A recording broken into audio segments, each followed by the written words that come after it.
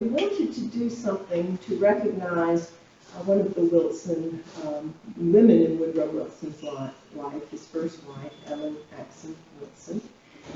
Erick had put together this presentation, and it's so interesting because she had a life of her own, would have had more of a life of her own if she had not been First Lady. So in a lot of ways, she sacrificed what she loved doing for him and for the country. So I thought it would be interesting if we took a look at her in celebration of Women's History Month. So I know Erick doesn't need any introduction with anybody in this group, but I want to just say a few words because I don't think Erick always gets the credit he deserves for everything he does in this community. What are we at, 35 years now, Erick? 33 years as Director of Historic Augusta, and without a lot of Erick's work and advocacy, we wouldn't look the way we look. There would be things missing that are still here because Erick was able to not only work with our local government and other agencies, but also inspire a board that would get behind him and work. He's also a wonderful researcher, and he is probably the world expert on the Wilson family. He has been to Scotland, he has explored their roots all over the place, and not only theirs, but some of the women who married into the family. And so that's what we're going to take a look at today, Ellen Axson Wilson, artist and First Lady. Erick. Thank you.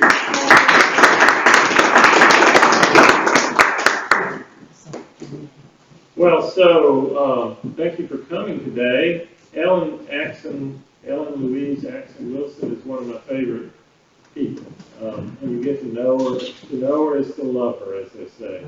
She was just a lovely person, even though she died, long before I was around. But you could just tell from her letters and the things that she liked and the things that she espoused. She's just somebody that you would really want to get to know. Maybe a little more even than her husband. But in any case, it was my privilege when we restored the Wilson House and got it open to the public in 2001. It occurred to us that we needed to invite family members to participate in the grand opening. So I researched the family to find what family was still around, and this was not just Woodrow Wilson's direct descendants, but his siblings' direct descendants. And I only got one direct descendant of the president, but we got a number of other ones from the sisters. But after the opening, it kind of went from there. We realized, I realized that the Wilsons were a bigger family unit. There were aunts and uncles and cousins, and they were all intricately involved with the family here, and it would help to tell the bigger story. And then that led into, well, what about the wives' families? And so that's where I got into a lot about Ellen Axson Wilson. And you'll see that you really do need to tell her story to understand the bigger story. So Ellen Wilson was, and I see I have a typo there. Ellen Wilson was the daughter of a Presbyterian minister named Samuel Edward Axson, who went by Edward, and his wife, Jamie Hoyt Axson. You'll see a theme in this as we go through it. It was a prerequisite in the Wilson family that you marry a Presbyterian minister or you're the child of a Presbyterian minister. It was this recurring theme. Mrs. Axson's father was also a Presbyterian minister, as was Mr. Axson's father. So Ellen's grandfathers on both sides and her father were all Presbyterian ministers. So it was a family occupation. Now, at the time that Ellen was born, we'll get to that in a minute, but her father for a few years had been pastor of the Beach Island Presbyterian Church. And as you know, Beach Island is right across the street, right across the river here. And this is the building. It's the same building that was there when Reverend Axson was the minister there. In fact, her maternal grandfather was the first minister here. Before this building was built, he moved on to Washington and later Athens. But this building is still there. In the 1950s, it was converted into an Episcopal church. I think the Beach Island congregation had ceased to the Presbyterian congregation had ceased to exist for a while, and a new Episcopal congregation was founded and used this building and still does. So it's a beautiful little building. But this is, when Ellen was a baby, this is basically, they lived close by here. They lived with the Clark family, which was an important early family in Beach Island. As best I can tell, with the census, they were listed with the Samuel Clark family, but this was the church that he served. But she was actually born in Savannah, because back in those days, you did not, if you either had your child at home or you went to your closest female relative to have your child. You wouldn't go to a hospital to have a child in those days. It would not have been very sanitary, and nice people didn't do that. So it would just be at home. Well, so Janie Hoyt Axson's mother was still living in Athens, so I never quite understand why she didn't go to Athens to have Ellen. She went to her mother-in-law, which says a lot about the mother-in-law. She must have been a saint to have gotten, that's sometimes a difficult thing. But they went to the mother-in-law, and her grandfather on the Axson side was the pastor at that time of the Independent Presbyterian Church, which you may know there in Savannah. It's still there. The manse was right next to the church on Oglethorpe Avenue, and that's where she was born. And that's the picture of the church, the church on the left, and the manse on the right, where she was actually born, where her grandparents lived. Sadly, the manse has been gone for quite a number of years. The church actually burned and was rebuilt, but it looks pretty much identical to the one that was rebuilt. So these are the paternal grandparents, and they will continue to be an important part of Ellen's life as long as they live. That's her grandfather on the left. Either he really lost his looks, or the portrait painter made him look better than he really did. So that's him in the middle and the one on the left. So nice looking man on the left, seeing hard times in the middle. There's Mrs. Act, the grandmother. Now, the grandmother, she had Augusta connections. Her middle name was Longstreet, and she was a first cousin of the Longstreets that lived here in Augusta. Her maiden name was Randolph, and her grandparents lived in Augusta for a while. Her great-grandparents came, they came and went, but her great-grandparents on her mother's side also lived in Augusta. So she had deep Georgia roots and South Carolina roots, as did the Axsons. The Axsons were from Charleston, but had made, by the time Ellen's father was born, he was pastoring the famous old Midway Congregational Church in Liberty County. So when Edward Axson, these folks' son, was born, they lived in Liberty County. He was born there at Midway, or near Midway. So, and then on the mother's side, the grandparents, also very important to Ellen, were Nathan Hoyt, another minister, Presbyterian minister, and Margaret Bliss. And they were from, he was from New Hampshire, and she was from Massachusetts. But he after seminary, he came south. His first church was the Beach Island Presbyterian Church, which he was the first pastor there as well. So, and like I said, they had not built that building yet, but he took the pastorship of the Presbyterian Church in Washington next, and then to Athens. So if you know Athens, you know the first Presbyterian Church is, what's that street? 2 streets back from Broad Street, and it's a big what's it called? I think it's one before. Is it? I don't know, but it's there. It's right there on top of the hill, and they are aware that he was there. In fact, if you've ever been to the Athens Visitor Center, that house was at one time the Hoyt's home. So she's got all these really interesting connections. So this is a photograph of Ellen when she was very young. I would guess she was about 4 or 5 in this picture. So she grew up. She didn't live in Beach, Alabama because the Civil War started. She was born May 15, 1860, and her father offered his services as a chaplain, and so he was gone from home a good bit, and so they would still live kind of with the grandparents, but the father was always a very nervous person, and we'll get to that more as we go. So he was back and forth, but they ended up going to Madison, where he pastored the Presbyterian Church in downtown Madison. And that's it on the left, and the building's still there, and that's the one that he was the pastor on. And so that was during the Civil War, basically. And his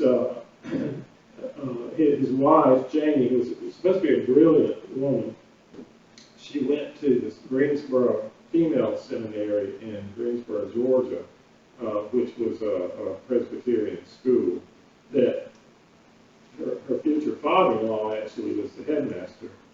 So she taught school later as she was grown before they started having a lot of children.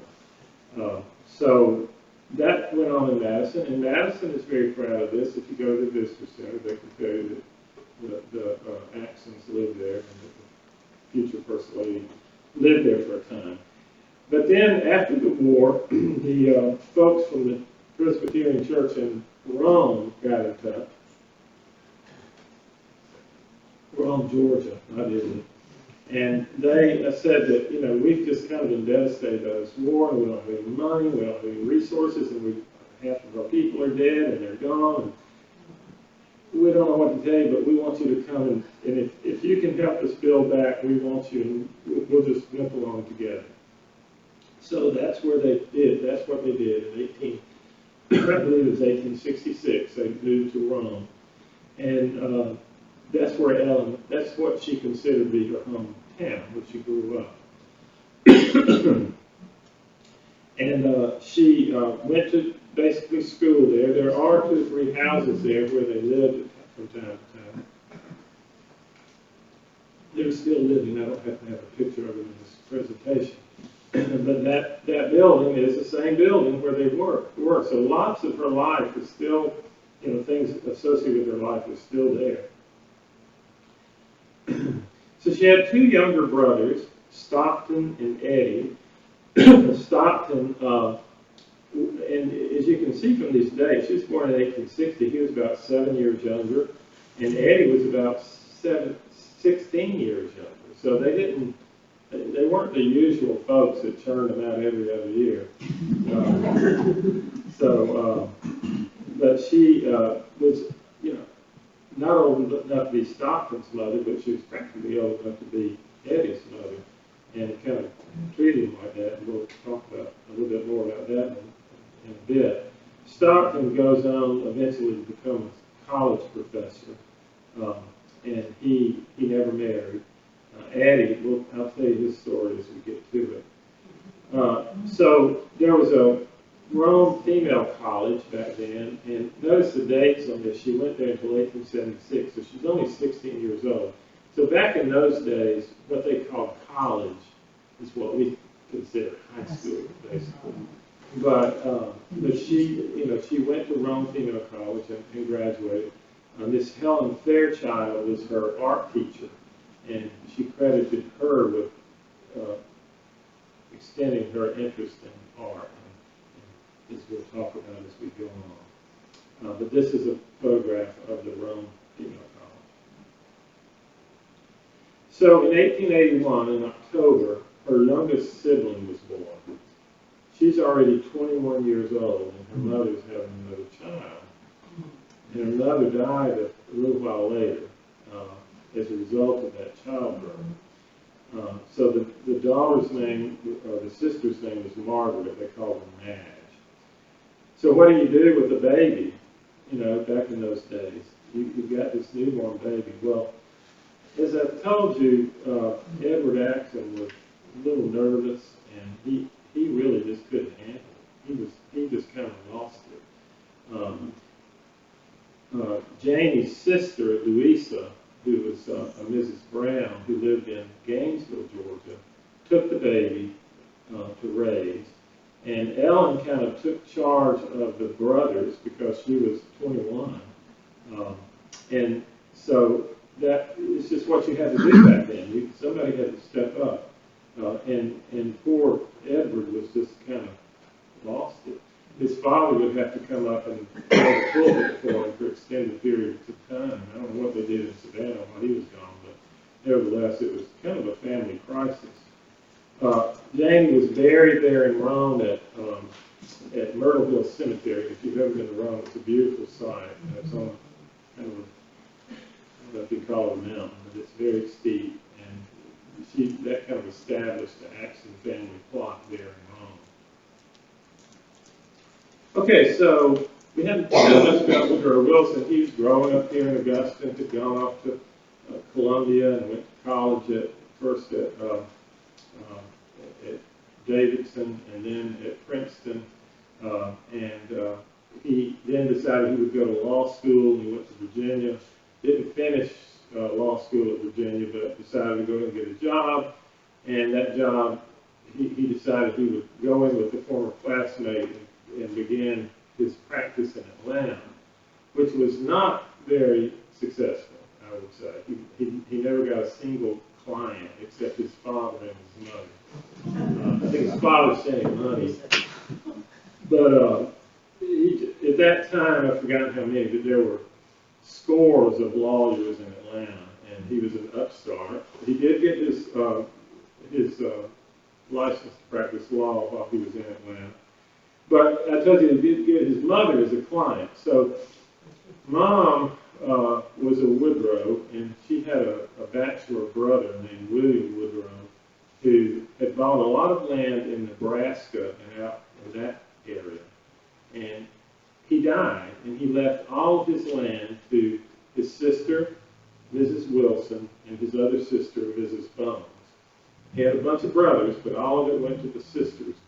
And so Woodrow's an upstart lawyer, and so he goes to Rome because Mrs. Bones, his aunt, had moved to Rome. The Bones were from here.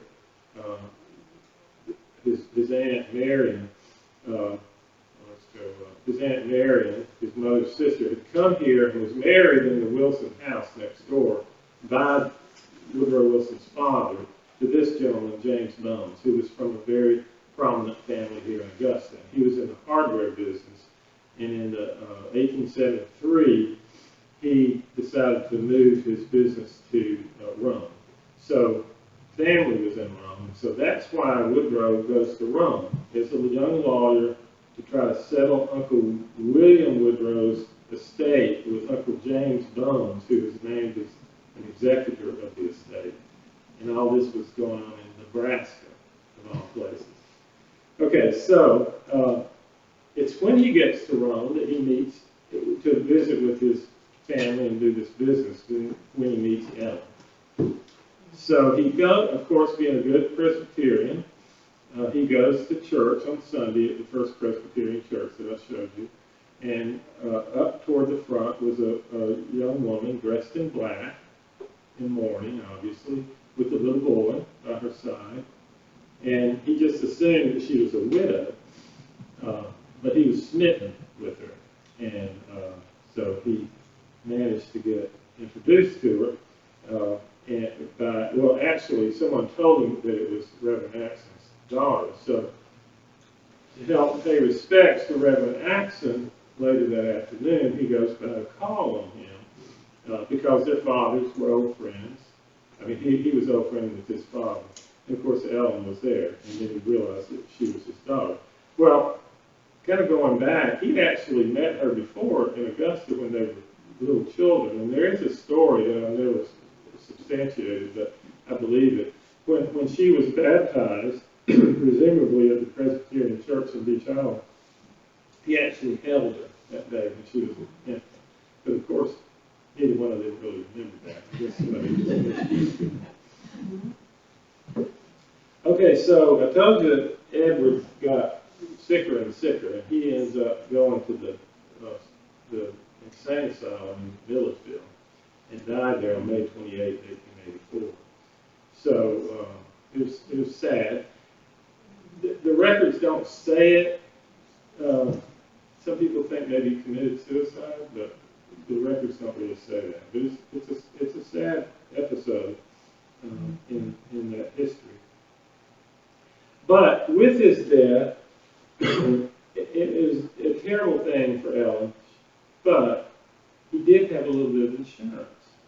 And she got an insurance payout.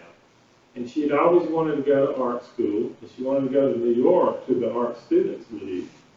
And so she had money, and now she could go. She could pay her tuition and go up there and stay. So in 1884 and 1885, she went to New York and did that. And it was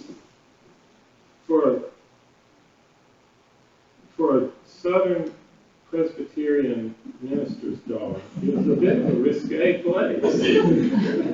New York by itself, but the Art Students League in particular.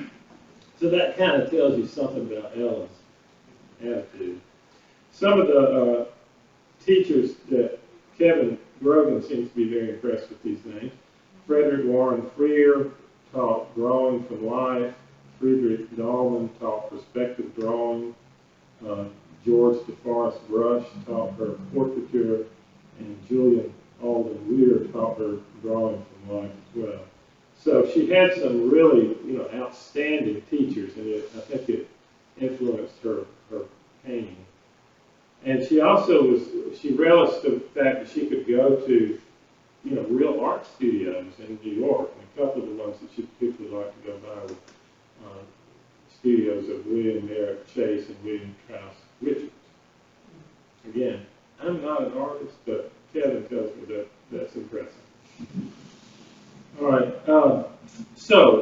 I kind of skipped over. So, I told you about Ellen and Woodrow meeting, and they pretty quickly fell in love.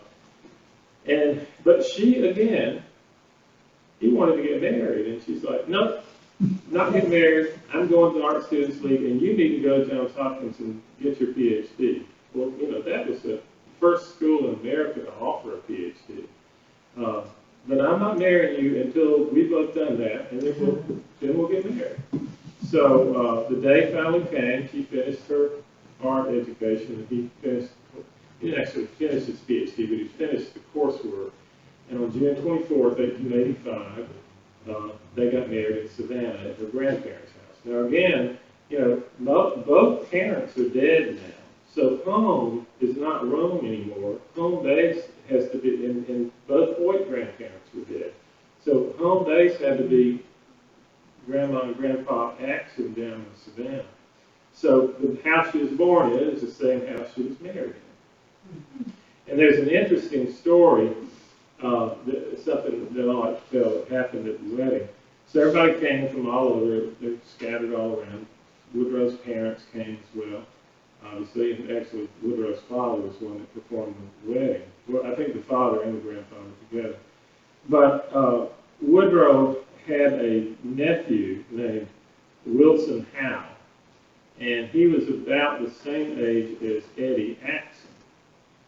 And they both came to the wedding, took an instant dislike to each other, and got into a brawl in the middle of the wedding.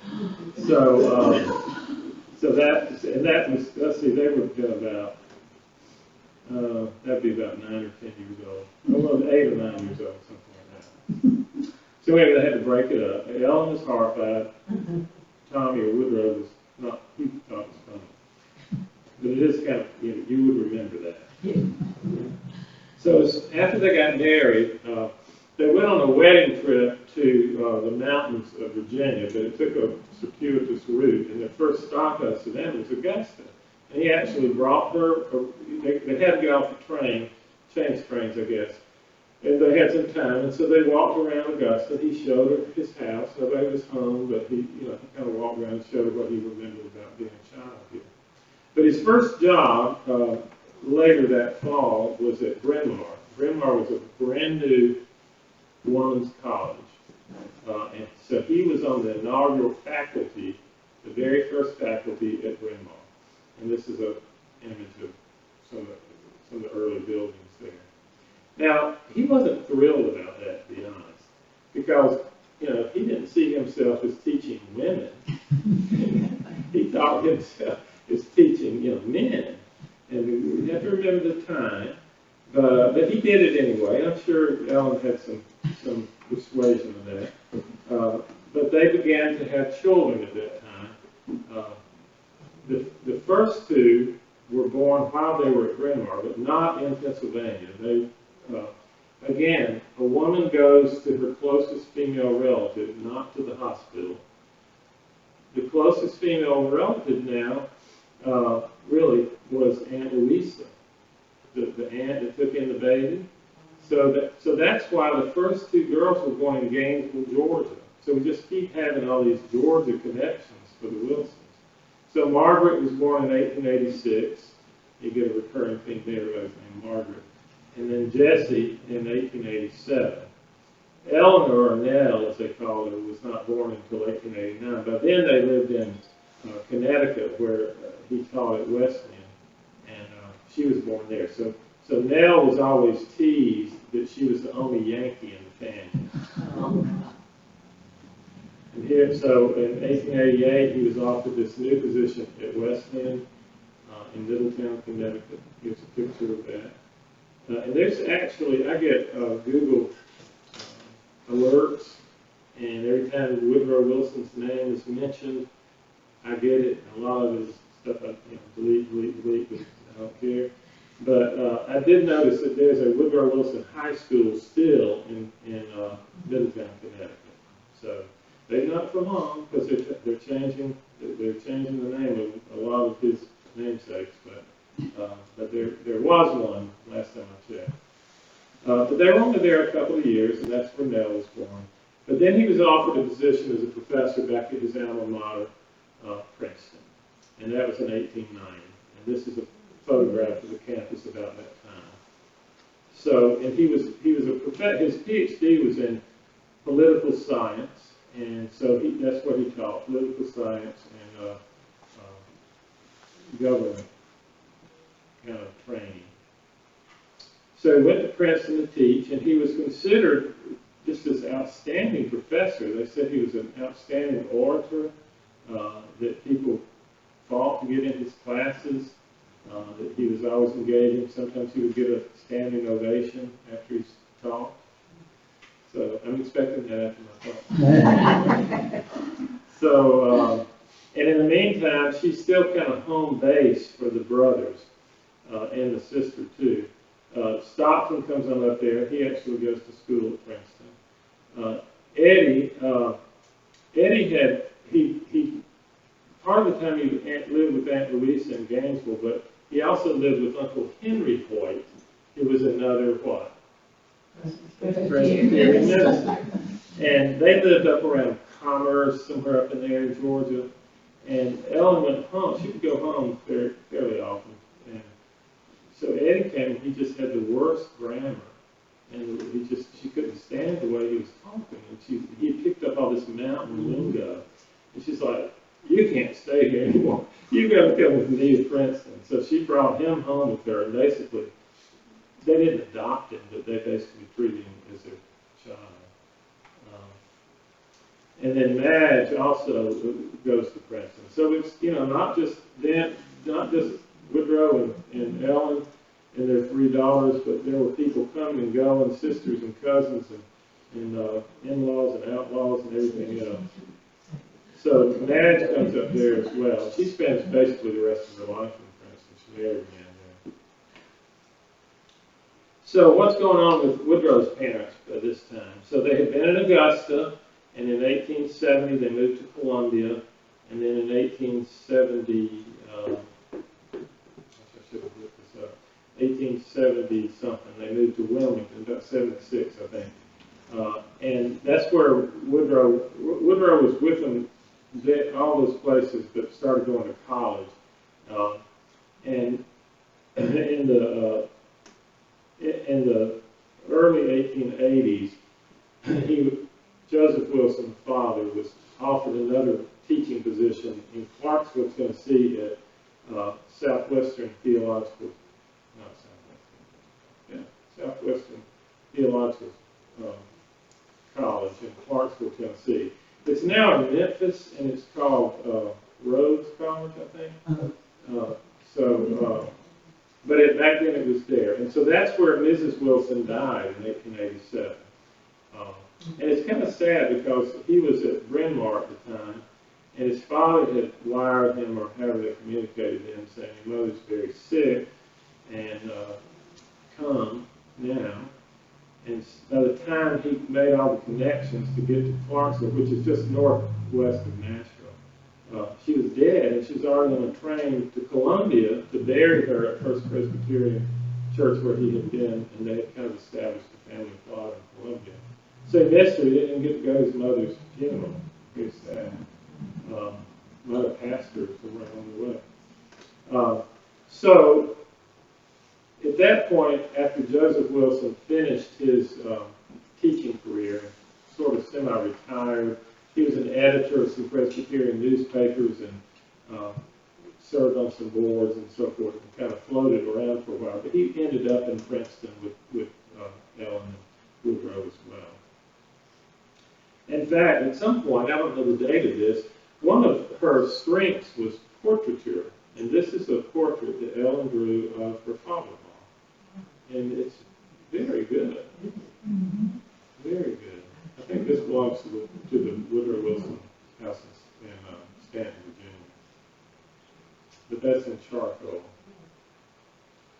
So when they were living in Princeton, Ellen took advantage of the opportunities they had there.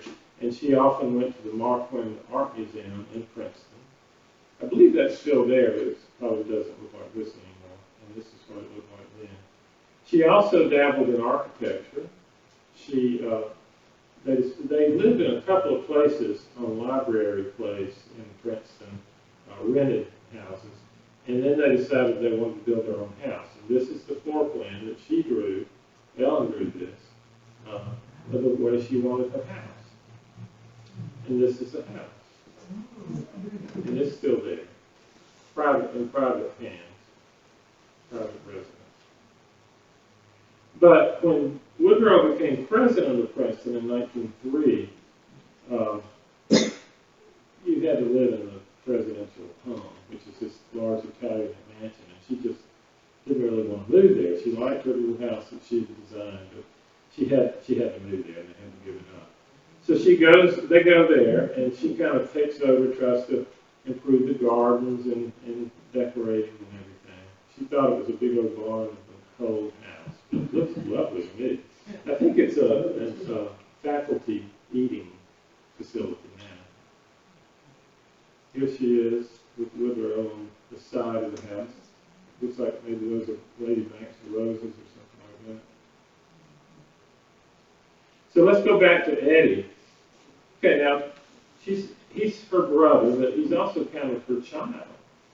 He becomes a engineer of sorts, or some kind of engineer, and he gets a job in Creighton, Georgia, which is in Cherokee County, as a gold mine engineer. You know, they still have gold mines up that way. Maybe they still do.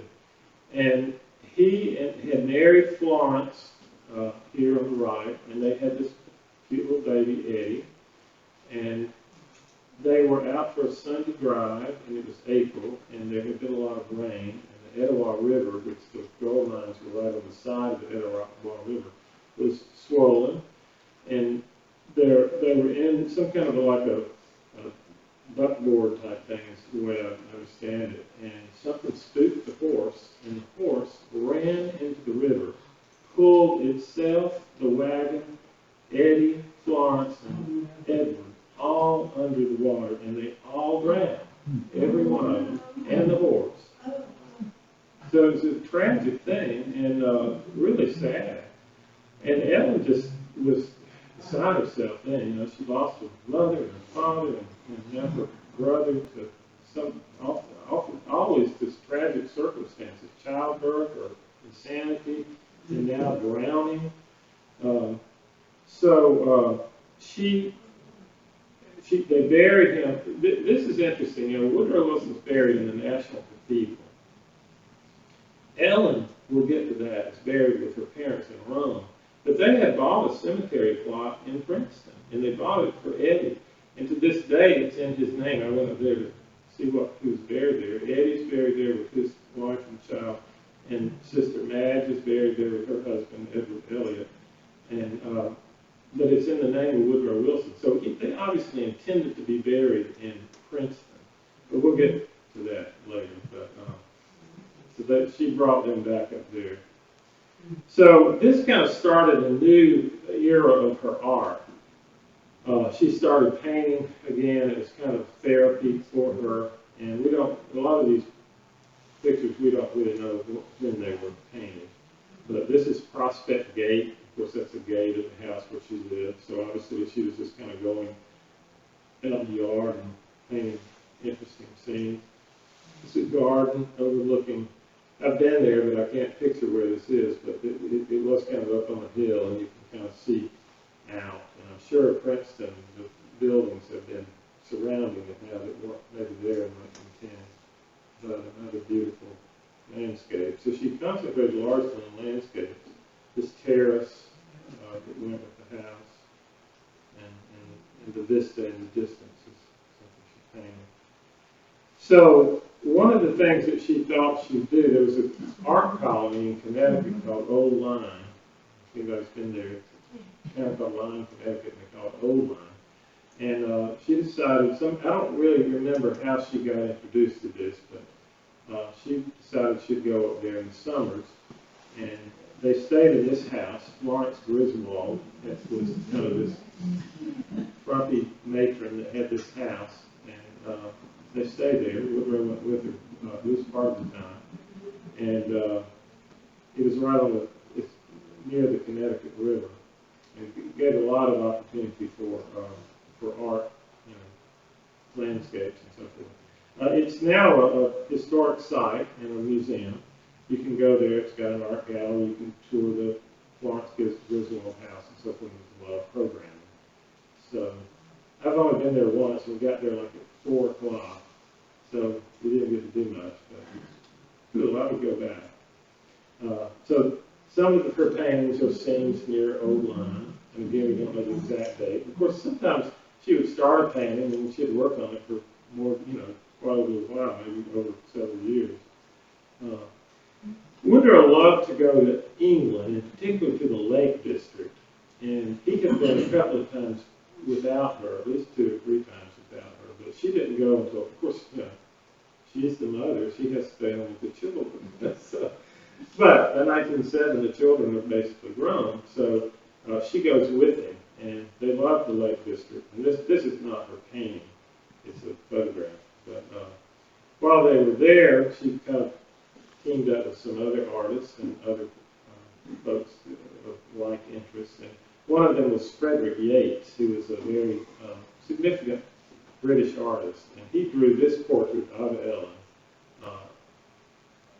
I don't know if he finished it here. I think he later came and visited down in the United States and maybe brought this back with him. But nevertheless, it's a very good likeness of her. But so she keeps painting still. I mean, hopefully her melancholia was getting better, but still it was a therapy for her. And of course, it was kind of her first love of what she would like to do. So you see quite a few landscapes again. And it's interesting, a lot of these, probably a lot of paintings that have been lost because she didn't necessarily put her name on these, and people might have them and we don't know it. But a lot of these are fall and winter, kind of dreary kind of scenes, but nevertheless, well done. I put one in my house if I have one. So we just get an idea of types of things that she liked.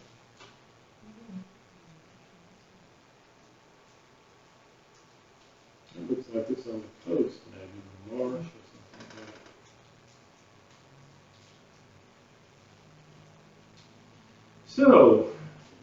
So Woodrow is president of Princeton until 1910. He got kind of sideways with the trustees over several things I won't go into now, about things that he thought they should do that he didn't get through. And kind of in a fit, he quit, but they, pretty soon thereafter, he was approached by the New Jersey Democratic Party to run for governor. And they thought that he would be a pushover, that they could tell him what to do. The famous New Jersey political machine, bosses. And they thought, oh, this is a schoolmaster, he'll just do what we tell him to do. So he kind of went along with it, and they nominated him, and then he didn't do what they told him to do. And so he was a major reformer in New Jersey, which really apparently needed a lot of reform. And so he got the national attention of the whole political spectrum, in particular the Democrats, because he was a Democrat governor of New Jersey. He was elected governor in 1910, and then in 1912, the Democratic Party was looking for someone to run for president. And he'd gotten all this attention. They knew he was very intelligent and intellectual, and had a lot of, his background was political science, and so he got nominated. And he probably would not have won except that the Republican Party was split. William Howard Taft was incumbent. Teddy Roosevelt was the previous president. He didn't like what Taft did, so he ran against Taft, created the Bull Moose Party, and Wilson ran. So he didn't get the majority of the vote, but he ended up winning the presidency through the electoral college. So this is a campaign photo, and so the governors, they didn't exactly have a governor's mansion in New Jersey, but they had a summer residence. And this was it. It was at Seagirt, New Jersey. It's a beautiful house.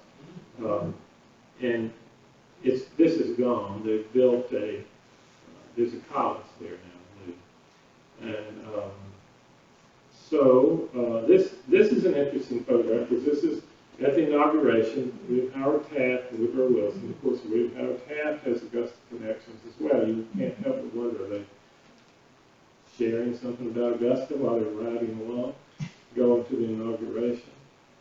And this is the inauguration. Amazing throngs of people. Look at, they're up there on the roof and then the dome. So, all right, so that's Inauguration Day. And remember, back in those days, Inauguration Day was not in January, it was in March. And that apparently was because in the earliest days, it was so difficult to travel during the wintertime, you couldn't get to Washington. Everybody couldn't get to Washington if they needed to, so they waited until it had warmed up a little bit. Okay, so back to Ellen. So the White House is obviously in Washington, D.C., which is often said to be a very hot place in the summertime. Sultry, humid, hot, Potomac River, all of that. So she found her a new place that she liked to go in the summer, and it was in Cornish, New Hampshire. And this was called Harlakenden House, which they rented. Now remember, now he's president of the United States, so they would rent this. So this kind of became, see, it says the summer capital, because sort of that was the White House of the summer. And there was also this wonderful art colony there. Here's some more photographs of that. But the St. Gaudens National Historic Site is there at Cornish, and that's another place you can visit. And so it was more dispersed, it seems to me. I mean, I've been there too. It's kind of spread out, and people rented houses here and there and yonder, but they would get together to talk about art and so forth. So that was kind of her respite in 1913. And here's some more paintings about that time.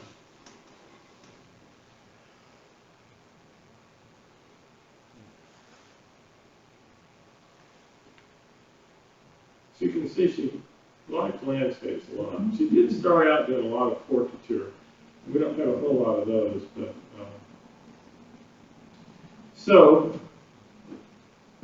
back home in Washington.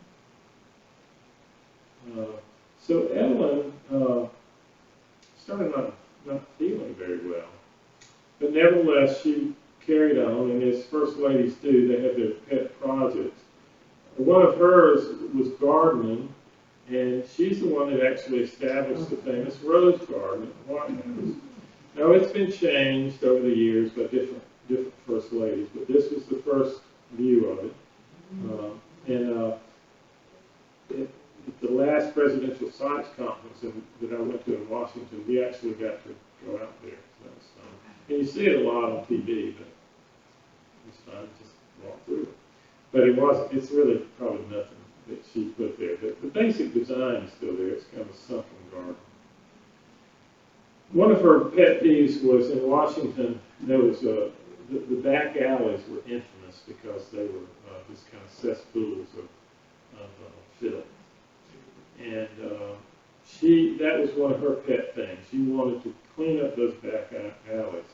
So she lobbied congressmen to do a bill that would allocate money to clean these back alleys up. And so so we'll get to that toward the end. In the meantime, 2 or 3 daughters got married when they were in the White House. Of course, Margaret's the oldest. She never married. She fancied herself as a soloist. She said she was okay because she was the president's daughter. She had an entree. But Jessie, second daughter, was very interested in social work. They all went to Goucher and finished there. And she would work in some settlement houses before she married. And then Nell, I think she was multi-talented, but wasn't particularly interested in any one thing. So Jessie meets Frank Sayre, and he is a professor at Harvard, and they decide to get married. So their marriage in the White House was the first one that Ellen helped plan. At this point, she wasn't feeling terrible. There she is in the picture there. That was kind of a big wedding, White House wedding. And then Nell, a little scandalously, fell in love with William Gibbs McAdoo, who was the Secretary of the Treasury for her father. And he was almost as old as her father, and had lots of children by his first wife. She would become his second wife. They had 2 more children. And then he divorced Nell eventually, and he was a senator by then from California, and he married a 3rd time. So, in any case, that was a White House wedding, but much more subdued, because by now, Ellen is sick. She's got Bright's disease, which was, I believe that's an ailment of the liver, actually. Kidney. And she was just kind of failing. And Woodrow was really worried about her and couldn't really concentrate on his job at that point. Europe had just declared war for World War I on June 28th, and she died on August the 6th, not much more than a month later. So that was sad. Now, on her deathbed, they let her know that the Congress had passed her alley cleanup bill. So she felt like we should accomplish that. She was buried. Now, remember I said they bought that lot in Princeton. So I still don't know why she didn't get buried up there with Eddie, and, well, her sister wasn't dead yet, but you'd have thought they would have been buried there. No, she was buried back in Rome with her mother and father. And this is a picture of downtown Rome that was draped in mourning when her train came through. They said that as her body arrived, that this torrential rain came, just pouring rain, and not just a little bit, just really hard rain, and that it was almost as if the heavens were weeping. And there's a picture of the mourners beside the grave. So Ellen was just a lovely lady, really, in so many ways. Had a lot of tragedy, but was strong. She overcame her adversity and actually served as a great First Lady, I think, although she doesn't get as much credit as the next Mrs. Wilson. As you probably know, this is a picture of Ellen and her daughters by Robert Law. But as you probably know, Woodrow, he was devastated by her death, but it didn't take him long to remarry Edith Bowling Galt. He was a widow in Washington, owned Galt's jewelry store, which was probably the nicest jewelry store in D.C. Her husband had left it to her. She was the first, they say she was the first woman in Washington to own her own car. It was an electric car. She drove around by herself. And so Edith was an interesting story. That's a whole nother talk, but Woodrow married her in 1915. So Ellen died in August 1914. He married her in about December, I think, 1915. So that is, that's the story. And I'd be happy to take any questions if you have any comments or corrections.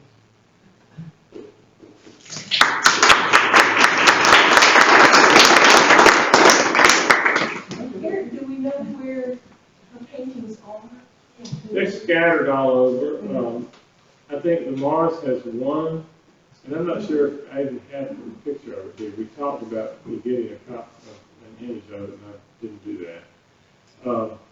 But some are at the other Wilson museums, there's some in Stanton, there's some, of course, several are at Washington, D.C. There's several Woodrow Wilson houses. Ours is the birthplace is in Stanton, Virginia. He lived there about 5 minutes when they moved here. Then our house, where he lived longer than he lived in any other house.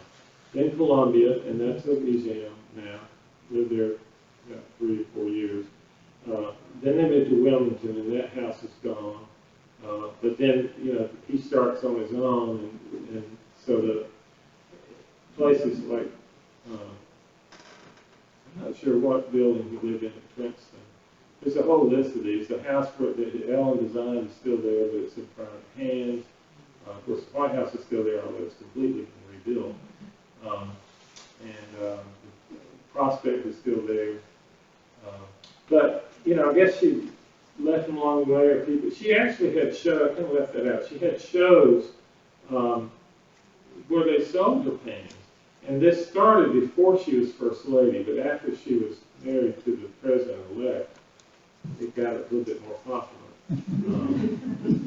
So people would actually buy them. But they thought that her work was very good, and it was sought after.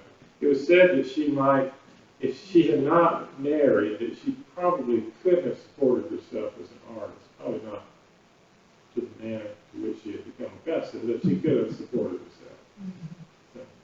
Who did you find when you did dedicate the house next door? You said you tried to find some of the descendants. Yeah, so Happy Sarah McCord came, and she cut the ribbon and so forth.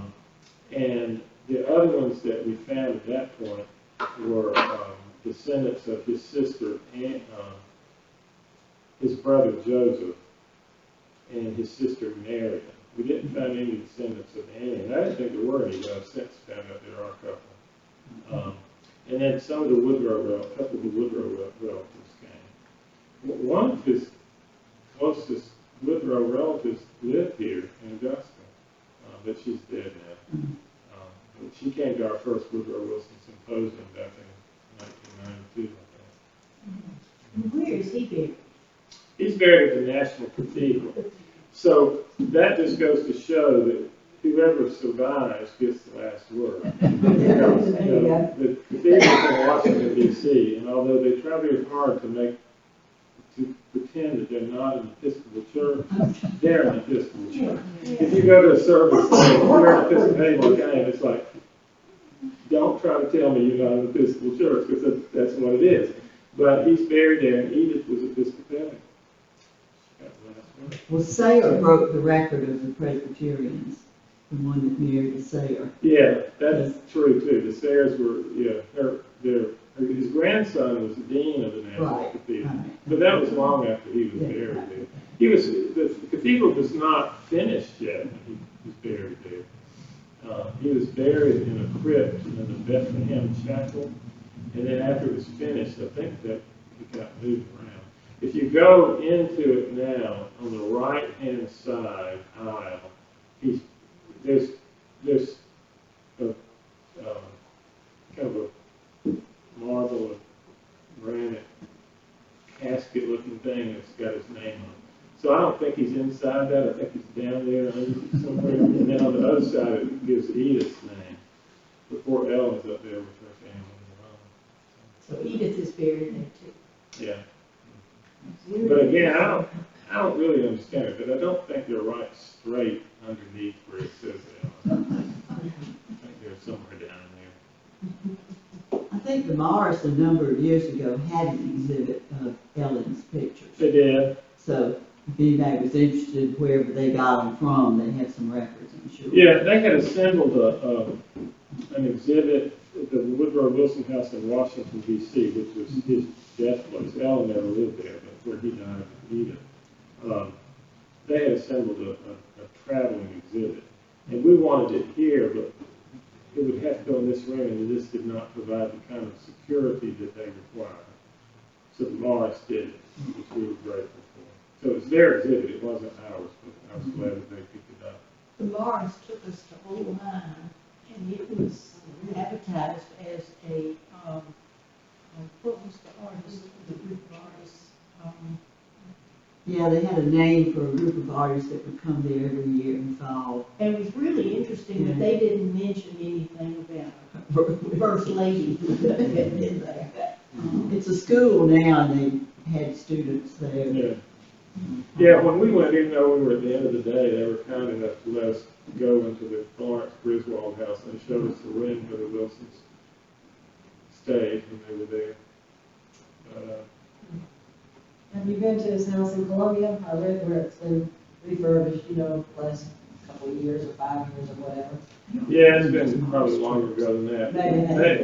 That was actually the first house that was preserved in 1929. It had been it was a American Legion post, but it kind of was Woodrow Wilson's house. And then Historic Columbia, Richland County owns it, but Historic Columbia manages it, and they do restore it. It's probably been, I don't know exactly when. It's been a while. It was redone to the current state. And it's not so much about Woodrow Wilson, it's more about reconstruction in Columbia. Because it was good. See that, remember the money that he had gone to collect from at Rome with the Uncle William Woodrow, that money, that built that house in Columbia. Mama got her money from brother, and she built, that's the only house that they actually owned with his parents, because he was a preacher and a teacher, so they always had a place to live. But over there, he was a preacher and a teacher over there too, but she said, I'm building my own house. But when you go to that house, it's really not identical in any ways, but you can see things from our house that she must have liked, that she designed. You deserve a standing occasion, but the group that's here, we can't stand it.